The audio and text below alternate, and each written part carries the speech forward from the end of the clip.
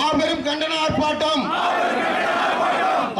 தமிழக நாடு தழுவிய ஆர்ப்பாட்டம், தேமுதிக ஆர்ப்பாட்டம், மக்கள் மனதில் என்றும் வாழும் தேமுதிக பொதுச் செயலாளர் அந்நியர் தலைவியை இடிய வீழ்த்தும் மின் கட்டண உயர்வை கண்டித்து ஆர்ப்பாட்டம், மின் கட்டண உயர்வை கண்டித்து ஆர்ப்பாட்டம், வாபஸ் வாங்கு, வாபஸ் வாங்கு, கர்நாடகாவை கண்டித்து ஆர்ப்பாட்டம், கர்நாடகாவை கண்டித்து ஆர்ப்பாட்டம். ஆமா, ஏழும் காணவில்லை. கண்டுபிடி கண்டுபிடி கண்டுபிடி கண்டுபிடி, தமிழக அரசை கண்டுபிடி, கண்டுபிடிக்க ஆர்ப்பாட்டம், கண்டுபிடிக்க ஆர்ப்பாட்டம், கண்டுபிடிக்க ஆர்ப்பாட்டம், கண்டுபிடிக்க ஆர்ப்பாட்டம், தேமுதிக ஆர்ப்பாட்டம், அந்நியர் தலைமையில் ஆர்ப்பாட்டம், அந்நியர் தலைமையில் ஆர்ப்பாட்டம், அந்நியர் தலைமையில் ஆர்ப்பாட்டம், அந்நியர் தலைமையில் ஆர்ப்பாட்டம். மாபெரும் குடும்பமும் சத்து பிழைக்குது ஒவ்வொரு குடும்பமும், சொத்து வரியும் உயர்ந்தாச்சு, ராசிக்கு மட்டும் தானா, எங்கே போவார் ஏழை மக்கள், எங்கே போவார் ஏழை மக்கள், எங்கே போவார் ஏழை மக்கள், எங்கே போவார் ஏழை மக்கள், தமிழ்நாட்டில் நியாய விலைக்கு கணக்கி போனால், நியாய விலை கணக்கி போனால் கற்பம் இல்லை, ஆயிரம் இல்லை, கொள்ளை விலையில் தனியார் கடையில், கொள்ளை விலையில் தனியார் கடையில் மட்டும் கிடைப்பது எப்படி, மட்டும் கிடைப்பது கேட்கின்றார் கேப்டன் வரையில் கேட்கின்றார், கேப்டன் வடிவில் கேட்கின்றார். கேப்டன் வடிவில் கேட்கின்றார். ஆர்ப்பாட்டம் இது ஆர்ப்பாட்டம், ஆர்ப்பாட்டம் இது ஆர்ப்பாட்டம், தேமுதிக ஆர்ப்பாட்டம், கேப்டன் வடிவில் ஆர்ப்பாட்டம், கேப்டன் வடிவில் ஆர்ப்பாட்டம். கேப்டன் வடிவில் தமிழக நூற்பாலையை காப்பாற்று, தமிழக நூற்பாலைகளை காப்பாற்று, சிறு குறு தொழில்களை காப்பாற்று, சிறு குறு தொழில்களை காப்பாற்று, விசைத்தறி தொழிலை காப்பாற்று, விசைத்தறி தொழிலை காப்பாற்று. மரத்தை கடல் வாங்காமல் சொந்தமாக உற்பத்தி செய், சொந்தமாக உற்பத்தி செய். மின்சாரத்துறையின் கடனை எல்லாம், மின்சாரத்துறையின் கடனை எல்லாம், மக்கள் தலையில் சுமத்தாதே, எல்லாம் மின்சாரத்துறையின் கடனை எல்லாம் மக்கள் தலையில் சுமத்தாதே, வாபஸ் வாங்க, வாபஸ் வாங்க, வாபஸ் வாங்கு, வாபஸ் வாங்கு, மின் கட்டண உயர்வை வாபஸ் வாங்க. கண்டிக்கின்றோம், கண்டிக்கின்றோம், கண்டிக்கின்றோம், கண்டிக்கின்றோம், வன்மையாக கண்டிக்கின்றோம். வன்மையாக கண்டிக்கின்றோம். கர்நாடக அரசு, கர்நாடக அரசு, கர்நாடக அரசு, கர்நாடக அரசு, காவிரி நடுவர் மன்ற ஆணையை காவிரி நடுவர் மன்ற ஆணையை, உடனடியாக உச்ச நீதிமன்ற தீர்ப்பை உச்ச நீதிமன்ற தீர்ப்பை உடனடியாக அமல்படுத்து, உடனடியாக அமல்படுத்தி தண்ணீரை உடனடியாக திறந்துவிடு, உடனடியாக திறந்துவிடு, வஞ்சிக்காதே, வஞ்சிக்காதே, வஞ்சிக்காதே, வஞ்சிக்காதே, தமிழக விவசாயிகளை வஞ்சிக்காதே. தமிழக விவசாய கர்நாடக அரசு, கர்நாடக அரசு, கர்நாடக அரசு, வேண்டும் இந்த விபரீத விளையாட்டு, இந்த விபரீத விளையாட்டு. கர்நாடக அரசு எச்சரிக்கை, எச்சரிக்கை செய்கின்றார், எங்கள் அணியார் செய்கின்றார். அண்ணாச்சி, காவிரி தண்ணீர் என்னாச்சு, முக ஸ்டாலின் அண்ணாச்சி, காவிரி தண்ணீர் என்னாச்சு, காவிரி தண்ணீர் என்னாச்சு, தைரியம் இல்லையா அண்ணாச்சி, தைரியம் இல்லையா அண்ணாச்சி, கண்டன தீர்மானம் போட்டால் மட்டும் கண்டன தீர்மானம் போட்டா மட்டும் தண்ணீர் வருமா அண்ணாச்சி, தண்ணீர் வருமா அண்ணாச்சி, கூட்டணி தர்ம கதையெல்லாம் இங்கே எடுபடாது அண்ணாச்சி, இங்கே எடுபடாது அண்ணாச்சி, தண்ணீரை வாங்கி தந்து விட்டு தண்ணீரை வாங்கி தந்து விட்டு அமெரிக்கா போங்க அண்ணாச்சி, அமெரிக்கா போங்க அண்ணாச்சி, தண்ணீரை வாங்கி தந்து விட்டு தண்ணீரை வாங்கி தந்து விட்டு அமெரிக்கா போங்க அண்ணாச்சி. அமெரிக்கா போங்க அண்ணா. எங்கே வரும் முதலீடு, எங்கே வரும் முதலீடு, எப்படி வரும் முதலீடு, எப்படி வரும் முதலீடு, பதில் சொல்லுங்க அண்ணா. பார்த்தா சாக்கடிக்கும், கரண்ட் பில்ல பார்த்தாலே சாக்கடிக்கிறேன், கரண்ட தான் காணாம ஐயா, கரண்ட் தான் காணாம ஐயா, கரண்ட பில்லு எகிருது ஐயா, கரண்ட் பில்லு எழுதுதையா, கரண்ட தான் காணாம ஐயா. வகை இருக்கு தெரியுமா? டாஸ்மார்க்ல எத்தனை வகை பாட்டில் இருக்கு தெரியுமா? குறைந்த வகை சரக்கு 43, நடுத்தர வகை சரக்கு 49, உயர்ந்த வகை சரக்கு 128, 35 வகை பீரு, 13 வகை ஒயின். இதெல்லாம் டாஸ்மார்க்ல இருக்கு. இதுல கொஞ்சம் குறைஞ்சாலும் ஏன் குறையுதும்பா? எக்மோர்ல இதோட சென்னை எக்மோர்ல இதோட ஹெட் ஆபீஸ் இருக்கு. இதுல ஒரு பெரிய தமிழ்நாடு முழுவதும் ஒரு மண்டல மேலாளர் இருக்காரு. இது 5 பிரிவா பிரிக்கிறாங்க. திருச்சி, மதுரை, கோயம்புத்தூர், சேலம், சென்னை அப்படின்னு 5 மண்டலமா பிரிக்கிறாங்க. ஒரு 32 வருவாய் மேலாளர் இருக்கிறானுங்க. இவங்களுக்கு வேலையை சாராயத்தை அனுப்புறது, காசை வாங்குறது. இதுல பாட்டிலுக்கு 10 ரூபா வேற அடிச்சாங்க. அந்த 10 ரூபா செந்தில் பாலாஜி, அது உங்களுக்கும் தெரியும். 10 ரூபா பாலாஜி. அப்புறம் 12 மணிக்கு கரண்ட் போச்சு.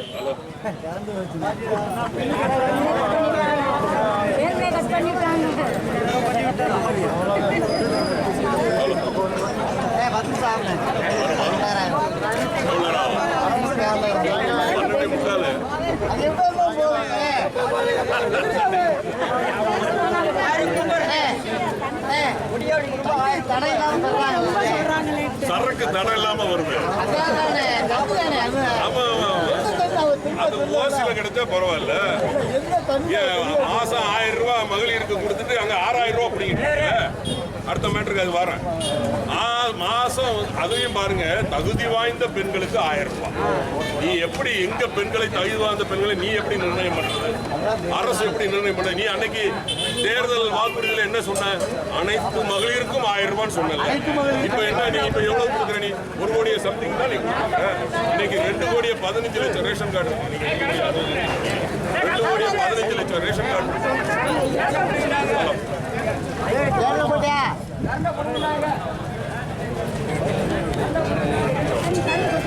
கூலி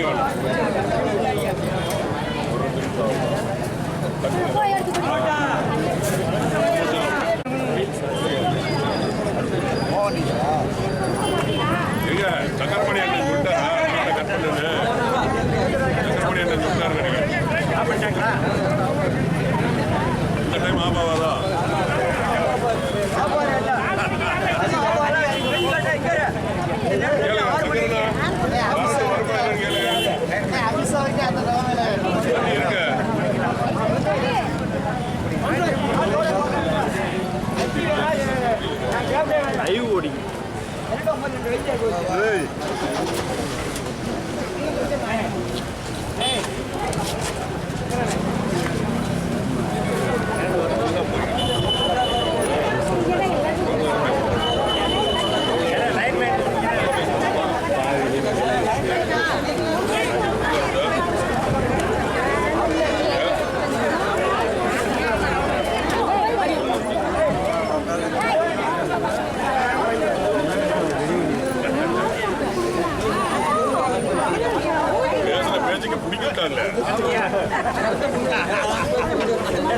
பிடிக்க விட்டாங்களா?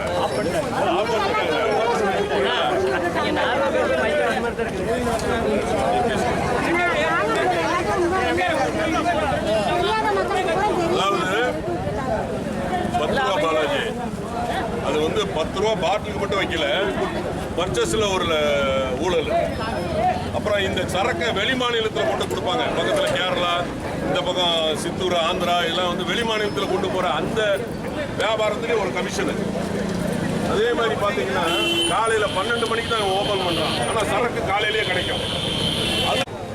அந்த இதுல மட்டும் வருமானம் வருது. டாஸ்மார்க்ல மட்டும் இந்த 48,000 கோடி போக ஒரு 23,000 கோடி அங்க வருது ஊழல் பணம். ஸோ நமக்கு மகளிருக்கு 1000 ரூபாய் கொடுத்துட்டு, அது அனைத்து மகளிருக்குன்னு சொல்லிட்டு, அப்புறம் தகுதி வாய்ந்த பெண்களுக்கு மட்டும் 1000 ரூபாய் கொடுத்துட்டு, அது 1 கோடி சொச்ச பேருக்கு தான் கொடுத்துருக்கிறான். 2 கோடியே சொச்ச பேர் இருக்காங்க. இப்ப கேட்டா அவர் உதயநிதி ஸ்டாலின் அவர்கள் பார்லிமெண்ட் தேர்தலில் பிரச்சாரத்துக்கு வரும்போது விடுபட்ட அந்த மகளிர்களுக்கு நாங்க இந்த எலெக்ஷன் முடிஞ்ச உடனே நாங்க பணம் கொடுத்துருவோம் சொன்னாரு. செஞ்சாரா? கொடுப்பாரா? இல்ல கொடுக்கத்தான் முடியுமா? நீங்க கொடுங்க, நான் அந்த மீசை எடுக்கிறேன். கொடுக்க முடியுமா உங்களால? எல்லாருக்கும் 1000 ரூபாய் கொடுக்க முடியுமா நீங்க? அப்ப ஏன் பொய்யான வாக்குறுதி கொடுக்குறீங்க? இதே திரு உதயநிதி அவர்கள் 234 தொகுதியிலையும் 179 மினி ஸ்டேடியம் நான் கொடுக்குறேன்னு சொல்லி சொன்னாரு. ஏப்ரல் மாசம் கடந்த வருஷம் 2023 2ஆம் தேதி சொன்னாரு. இன்னைக்கு ஏதாவது ஒரு ஸ்டேடியம் வந்துச்சா? மினி ஸ்டேடியம் கொடுத்தேன். அதே மாதிரி பார்லிமெண்ட் தேர்தல் ஒவ்வொரு தொகுதியிலையும் போய் சொல்றாரு, நான் இவரை ஜெயிக்க வச்சீங்கன்னா 2 நாள் நான் வந்துருவேன், 2 நாள் வந்துருவேன். இன்னைக்கு பார்லிமெண்ட் தேர்தல் முடிஞ்சு கிட்டத்தட்ட 3 மாசம் ஆகுது. இந்த தொகுதிக்கு 2 நாள் என்னைக்காவது உதயநிதி வந்தாரா? அப்புறம் ஏன் போய் சொல்றீங்க? ஏன் மக்களை ஏமாத்துறீங்க? ரெண்டு நாள் போட்டா 40 தொகுதிக்கு 80 நாள் ஆச்சு. எப்படி 30 நாள் இருக்கும்போது நீ எப்படி மாசம் 2 நாள், இதெல்லாம் நீங்க மக்கள் சிந்திக்கணும். அப்ப பொய் சொல்லி தானே அவன் ஆட்சிக்கு வர்றான். நாங்க ஆட்சிக்கு வந்த உடனே நீட்டு தேர்வை ரத்து செய்வோம்னு சொன்னாங்கல்ல, அந்த சூட்சமம் எங்க கிட்ட தான் தெரியும், எங்க கிட்ட தான் இருக்குன்னு சொல்லி உதயநிதி சொன்னார்ல. நீங்க என்ன மந்திரவாதியா? ஆமா கிடையாது. அதுதான் சொல்றேன், நீங்க அவங்கள கேட்கணும். திமுக காரன் ஓட்ட கேட்க வரும்போது சட்டையை பிடிச்சு கேட்கணும். சட்டையை பிடிச்சு நீங்க தான் கேட்க மாட்டீங்க.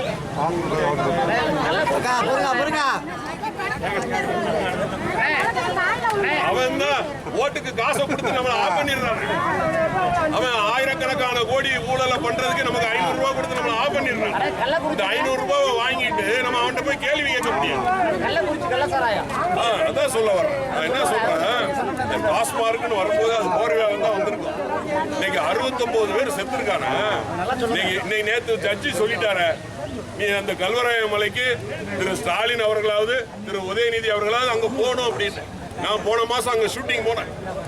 ஒரு படம் துணிந்து செய்யணும், ஒரு படம் கல்வராய மலைக்கு போயிருந்தேன். நான் கல்லூர்னு ஒரு ஊருக்கு. அந்த கல்வராய மலையில 127 கிராமம் இருக்கு. 127 கிராமத்துல இன்னைக்கும் பாத்தீங்கன்னா நிறைய கிராமத்துல வந்து செல்போன் கிடையாது, டிவி கிடையாது, ரோடு கிடையாது. அப்ப அவன் என்ன பண்றான், சாராயத்தை காய்ச்சினா அவன் வேலைக்கு போறவன் 200 ரூபாய் 300 ரூபாய் கொடுத்து சரக்கு அடிக்க முடியாது. அதனால 60 ரூபாய் கொடுத்து 50 ரூபாய் கொடுத்து கள்ளச்சாராயத்தை குடிக்கிறான். ஆனா அந்த கள்ளச்சாராயத்தை குடிச்சா செத்தா 10 லட்சம் கொடுக்குறாரியா இவரு? ஃபைன் 10,000 போடுறாரு.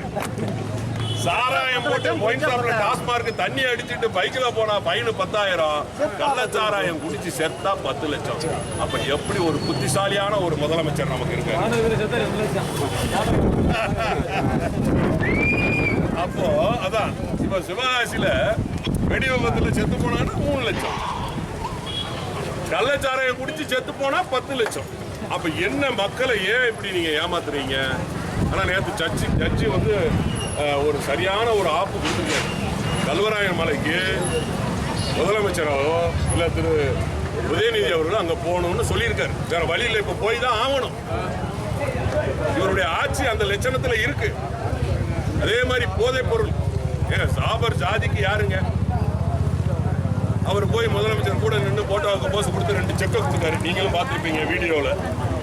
அந்த செக்கு எவ்வளோ அமௌண்ட்னு நமக்கு தெரியாது. என்ன அப்ப சாபர் ஜாதிக்கு நீங்க வந்து ஊக்கப்படுத்துறீங்க, போதை மருந்து வியாபாரத்துக்கு ஊக்கப்படுத்துறீங்க. ஏன் அவரை நீங்க, உங்களுக்கு தெரியாதா அவன் போதை மருந்து வியாபாரின்னு உங்களுக்கு தெரியாதா? அவனை ஏன் நீங்க வந்து கூப்பிடுறீங்க, பக்கத்துல கூப்பிட்டு வச்சு போட்டோ எடுக்கிறீங்க? இல்ல இன்னைக்கு ஒரு தேசிய கட்சி மாநில தலைவர் ஆம்ஸ்ட்ராங் இறந்து போனாரு. 5ஆம் தேதி ஜூலை 5ஆம் தேதி இறந்து போனாரு. அப்போ அவருக்கு அவருடைய உயிருக்கே பாதுகாப்பு இல்லையா? இப்ப திண்டுக்கல்ல ஒரு ஊராட்சி தலைவர் ஜோசப் பாண்டியன் ஒருத்தரை வெட்டி கொண்டாங்க. ஜோசப் பாண்டியன் வெட்டி கொண்டாங்க. தீபக் ராஜான்னு ஒருத்தரை திருநெல்வேலியில வெட்டி கொண்டாங்க. உளுந்தூர்பேட்டையில ஒருத்தனை வந்து எரிச்சு உயிரோட கொண்டாங்க. அதே மாதிரி ஆகாஷ் ஒருத்தனை வந்து தலையெல்லாம் செதைச்சு அடையாறுல சென்னையில ஆத்துல வீசினாங்க. தினேஷ்னு ஒரு கஞ்சா வியாபாரியை வெட்டி கொண்டாங்க. இப்படியே சொல்லிட்டு போலாம். மெய்யநாதன் ஒருத்தன் வந்து அவனையும் வெட்டி கொண்டாருங்க வண்ணாரப்பேட்டையில. திருவாரூர்ல ஒருத்தரை பாபுங்கிறவரை ஒருத்தரை கொண்டாங்க, வெட்டி கொண்டாங்க. திருவாரூதுறையில பிசிகா நிர்வாகி அவனெல்லாம் வெக்கம் கட்டவங்க. ஒரு எம்பி சீட்டுக்கு 2 எம்பி சீட்டுக்கும் 5 எம்எல்ஏ சீட்டுக்கும் போய் நின்றுட்டு பல்ல இடிச்சிட்டு சமூக நீதி பேசிட்டு திருமாவளவன் அவர் இந்த வேங்க வெயில்ல மலத்தை கலந்தானே, நீ சமூக நீதி பேசுறிய, அது யாருன்னு கண்டுபிடிச்சிக்க வேண்டியதானே? இல்லைன்னா எனக்கு கூட்டணியே வேண்டாம், எனக்கு என் மக்கள் தான் முக்கியம் உதறிட்டு வர வேண்டியதானே? ஒரு எம்பி சீட்டுக்கு 2 எம்பி சீட்டுக்கும் 10 எம்எல்ஏ சீட்டுக்கும் போய் நாய் பாய் காத்து நிக்கிறீங்களே நீங்க. அப்ப உங்கள் நலனை தானே பாக்குறீங்க, ஏன் மக்கள் நலனை பார்க்க மாட்டேங்க? அதனாலதான் நான் சொன்னேன், மக்கள் நலனை பாதுகாத்த 3 தலைவர்கள் தமிழ்நாட்டில் உண்டு என்றால், ஒன்று பெருந்தலைவர் காமராஜர், இன்னொன்று மருதூர் கோபாலமேனன் ராமச்சந்திரன், எம்ஜிஆர். That is MGR. மருதூர் எம்ஜிஆர் பிறந்த ஊர், கோபாலமேனன் எம்ஜிஆர் அப்பாவோட பேரு, ராமச்சந்திரன் எம்ஜிஆரோட இயற்பெயர், அதுதான் எம்ஜிஆர். That is MGR. அதன் பிறகு புரட்சி கலைஞர், எங்கள் ஆசான், சொக்க தங்கம் கேப்டன் அவர்கள். இன்னைக்கு அவர் கட்சி ஆரம்பிச்ச உடனே 71வது கட்சி எப்படின்னானுங்க, 10ஓட 11 அத்தோட இதுன்னு எல்லாவனும் பேசுறானுங்க. என்ன பண்ணாரு? உங்க கண்ணுல விரல விட்டு ஆட்டினார்ல, விருத்தாச்சலம் பாமக கோட்டை, நீங்களே மாம்பழ கோட்டையை நசுக்கிட்டார. 13,337 ஓட்டு வித்தியாசத்துல 61,771 ஓட்டு வாங்கி சட்டசபையில சிங்க மாதிரி வந்தாரையா கேப்டன். கட்சி ஆரம்பிச்ச 6 வருஷத்துல எதிர்கட்சி தலைவர் ஆனார. 50 வருஷம் கட்சின்னு சொன்னீங்களே, திமுக எதிர்கட்சி இல்லாமலே போனீங்களே. அப்படி ஒரு மனிதரை நாம் இனிமேல் பார்க்க முடியாது. நான் கேப்டனோட அரசியலில் பயணம் பண்ணியிருக்கிறேன், கேப்டனோட சினிமாவில் பயணம் பண்ணியிருக்கிறேன். அப்படி ஒரு மனிதரை இனிமேல் இந்த நாடு பார்க்கவே பார்க்காது. அவருடைய கொள்கை, ஆனா இந்த பத்திரிகைக்காரன், இந்த மீடியாக்காரன்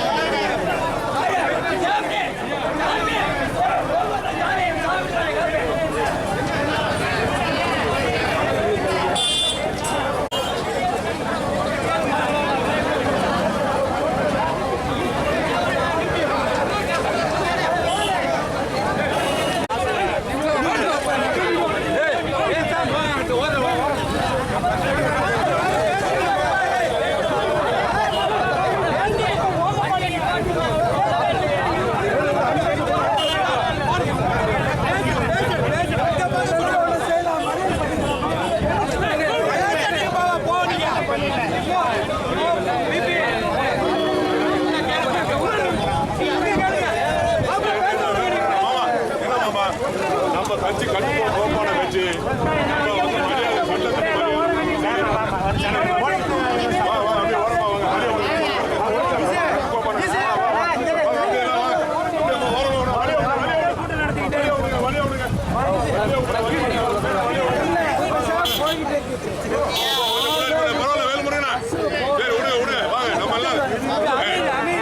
கட்டுக்கோப்பான கட்சி. Ready sir, ready sir. Sorry sir. எப்ப எல்லாம் அப்படி உள்ள போங்க. நம்மள கேப்டன் அப்படி வளர்க்கல. கட்டுக்கோப்பான கட்சி உள்ள போங்க. வாங்க அப்படி வாங்க.